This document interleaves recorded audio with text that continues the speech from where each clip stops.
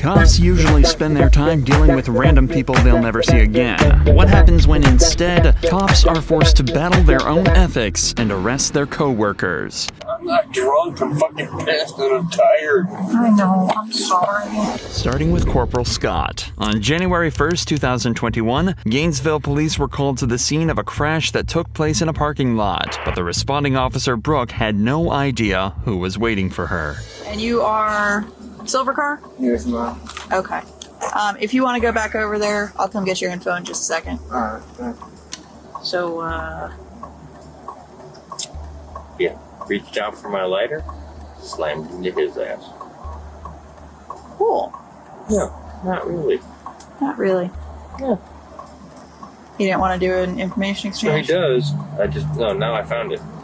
Brooke and Scott are clearly familiar with each other, and when Scott described how the incident happened, making it clear he's at fault, Brooke decides to check with her higher-ups before moving forward with the situation, fearing a conflict of interest. Hey, this crash, Birdie, so come work it? Okay. I can't remember. It's been a long time since I've worked a crash with one of us in it, so... No, he's not on duty. He's in his POV. But I just didn't want there to be any, conflict of interest type issues. Alright, that was it. I just want to make sure. Brooke gets the green light and is told there shouldn't be any problems with her handling the case. But that changes when she notices Scott's impaired state during the investigation. So, Birdie, you giving me some indicators? Oh, Listen. shit, woman. Listen. Valdez is coming out just to... I'm not going to lie to you about it. She's on her way? Yeah, she's on her way. 76. Because I'm not really comfortable with this whole thing at all. Right now, you're being detained. Wait, what? I'm holding on to you because I have a supervisor coming to see if I need to do a full-fledged DUI investigation or not. Attention all units, CPD Channel 1 is clear 1033. All units are on back on Channel 1, please 29 hours. So please don't make my life difficult. I would never do that to you. Okay. I'm very uncomfortable right now. And I apologize for putting you in that position. Are you on? Yes, I am. And I'm going to remain on for integrity. Despite the uncomfortable situation, the officer does the right thing and detains Scott. You can tell he was not happy about it, and things might have gone differently if there was no body cam involved. Coworker or not, Scott is now a suspect, and his bad night is just getting started. I'm not drunk, I'm fucking pissed and I'm tired. Fuck me. She did it, I don't give a fuck.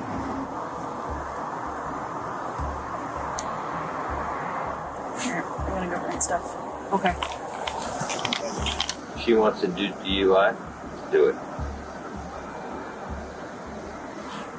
Not gonna put you in that spot, not gonna put her in that spot. 723. She made me aware of who it was. Go ahead. So, Well aware. okay. Fair enough. If we have any spare units, I will never up here at 600 West. I think it's put anyone in that spot. 3 people from his crew that are... She's absolutely 100% right in what she's doing. You can't consume anything. You're killing me. Trying. Come on. With the supervisor now arriving at the scene, they can proceed with the field sobriety tests. The first one went smoothly for Scott. However, once they got to the balance test, it became obvious that Scott wasn't just a little impaired that night, but completely hammered. 14. You can stop. Fucking perfect. Here.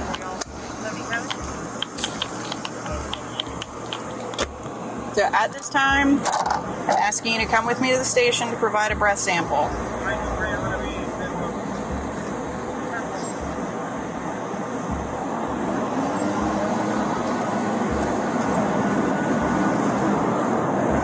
It was obvious Scott was hitting the bottle that night, and when it was time to put the cuffs on him, things got a little emotional.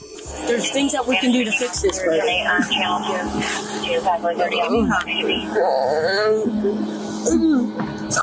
did this for my kids, my family, fucking everything. I'm sorry, you too.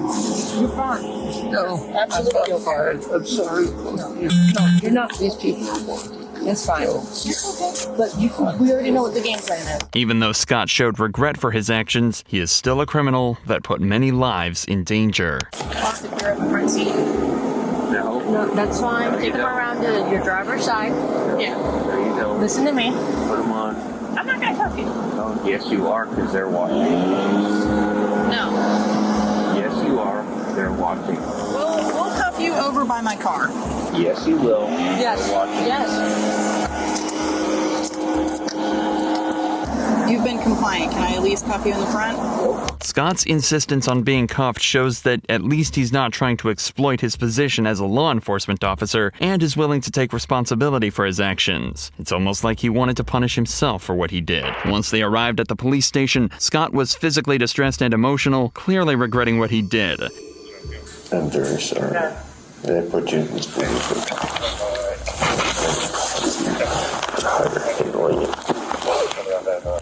Listen, if you blow and you're good, then we're golden. Yeah. You know I can't do that.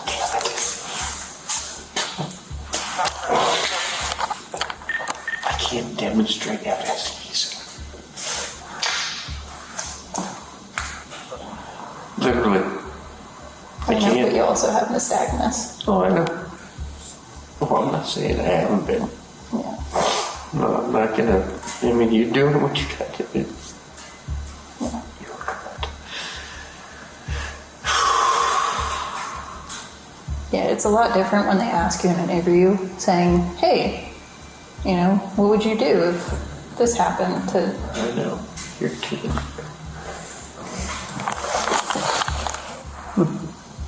Believe me, so proud.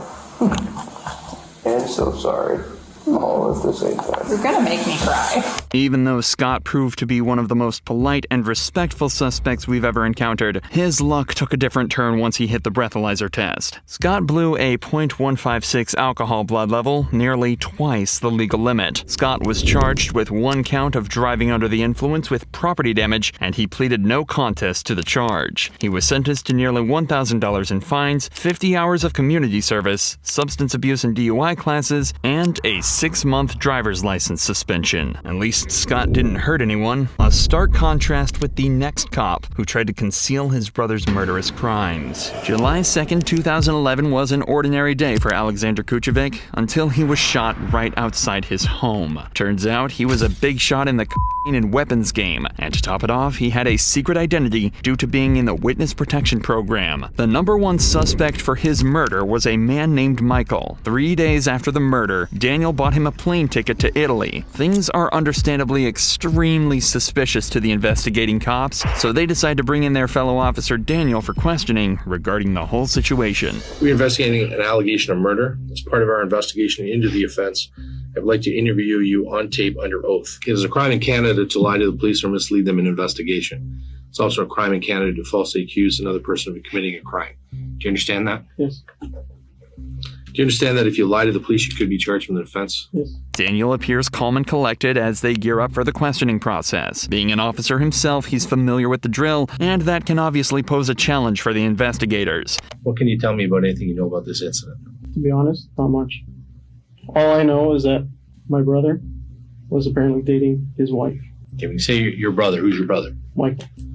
Michael Costa. Michael Costa. Who was he dating? Anita. That's all I know. Her name is Anita. I met her maybe 3 times. That's all I've known. That's all what I've seen on the news. Did you know she was married? No, not until recently. When did you find out she was married? Saturday night. Okay. So tell me what happened Saturday night. I received a call from my brother, Michael, saying he wanted to come over and speak to me.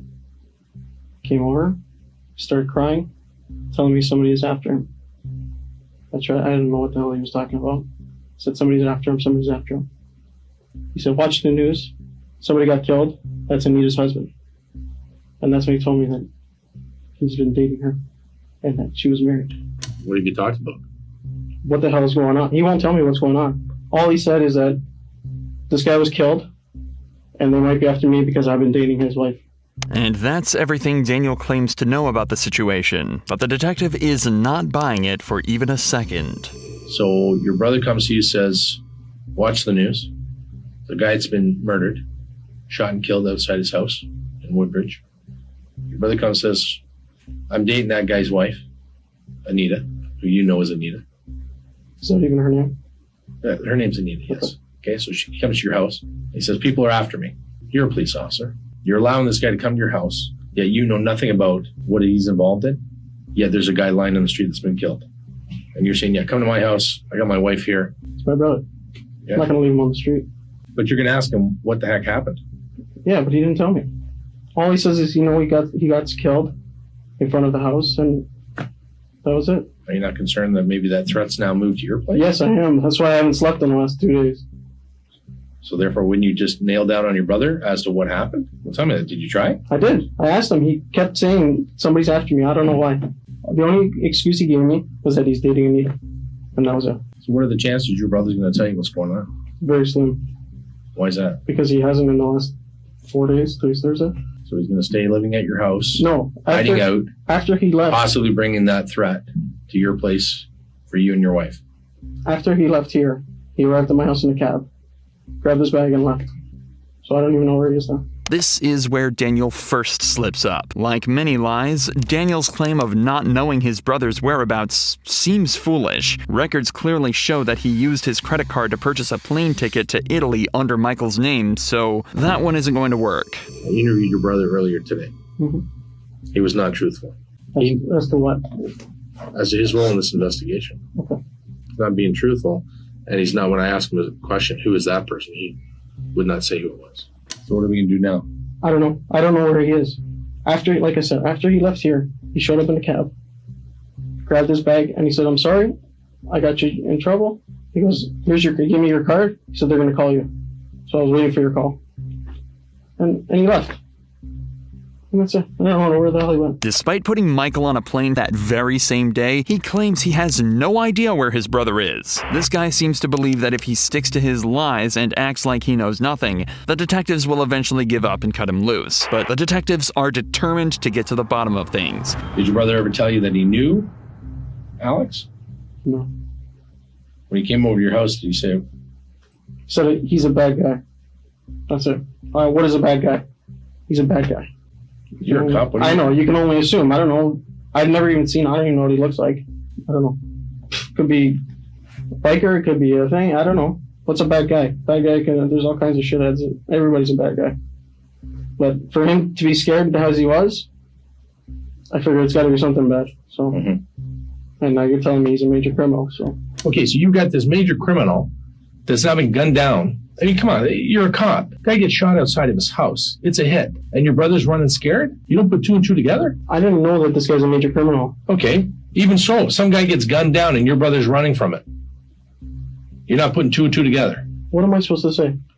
What am I supposed to think? What are you going to say? You're going to ask him, what the hell's going on? I did. You're in my home, bringing this to my family, putting my life in jeopardy, my wife's life in jeopardy. Word on the street is your brother's moving some big stuff around. He's a big man on the street. You don't question your brother. He's driving around in a $100,000 car. You go to the clubs with him? No. He's always at the clubs. Okay. Did he tell you that? Yeah, I know he's downtown. He's always at the clubs. Okay. And what's he doing? I don't know. I don't ask him everything he does every night. He's your brother. I know. You guys not close? We are, but he doesn't give me every detail of his life. You're telling me your brother riding around in a $100,000 skate and you don't ask him what's going on? Where are you getting that kind of cash? Business is that good? Apparently. And you just slide by. That's fine with me. Detective Cook really pushes Daniel to spill on why he couldn't get answers from his brother, but this is where he slipped up big time. Daniel, I find this very hard to believe. And the fact that you're a police officer and you're not putting two and two together. What am I supposed to do? I'm going to go and accuse him of different stuff? You never accuse your kid brother of being messed up in something? I told him he's an idiot once I found out he's dating a freaking married woman. And that's it. And he's running for his life after her husband's been gunned down. And you're saying, yeah, it's fine, stay in my house for 4 days? I'm not going to say go out and wait for somebody to attack you. No, you're going to say, tell me what the hell's going on, and then we're going to the cops. Yeah, in retrospect, I probably should have done that. So I did ask him, but I didn't want to bring him. You're putting your life, your wife's life, in jeopardy your career in jeopardy. But you won't ask the questions of your brother? I asked, he didn't answer. There's only so many times I can ask without him getting pissed off and leaving like he did today. He's gone. He didn't get pissed off at you for leaving. No, but he's pissed off that he got everything involved. Involved in what? In this. Apparently you don't know anything about this. No, I don't. You're giving me information now that I... What the hell? You know my head's spinning right now? But you're his brother. Yes. All this has been happening. He's dating the wife of a guy that gets gunned down in front of this house, and you don't ask the questions. So you're putting yourself in a lot of jeopardy. Yeah, he's your brother. You're telling me I don't know anything about what my brother does.